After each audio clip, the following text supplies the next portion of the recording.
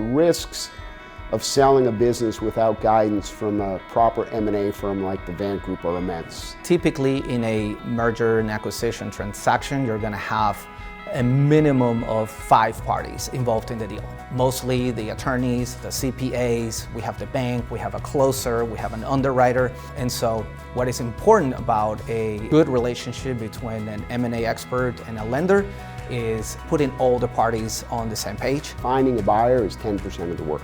90% of the work and the true value of what the Vant Group and other M&A firms has is walking the seller and the buyer through a process. We are able to provide a system, we were able to provide financing, we were able to provide legal work, and we're able to coach sellers on what's truly important.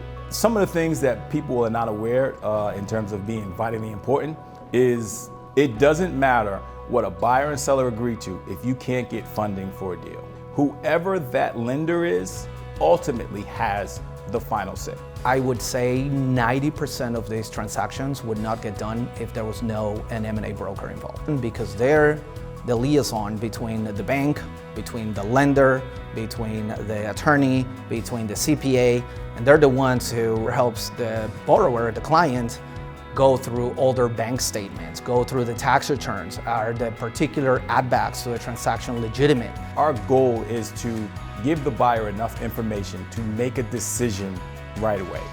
We've always said time kills deals. So if we can get multiple buyers looking at a deal and showing interest and putting in a letter of intent, then that works out for the seller. You only get to sell your business one time, and we are very attuned at knowing what buyers are looking for and how to maximize the positives of the business and how to minimize the negatives of the business. A lot of business owners are misinformed that the sale price is what they should focus on.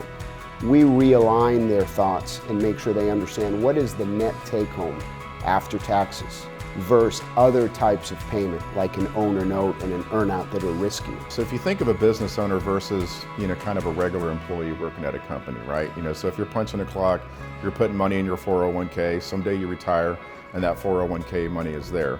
A business owner may not have been setting aside money in a 401k, so the whole value of their retirement and everything else about it is locked up in that business. And so what we unlock is we take that business venture that they've grown and the profits that they've been able to generate, find a new person to buy that business, a private equity fund to lend the money to that owner so they can get that cash and exit, and that'll be their retirement.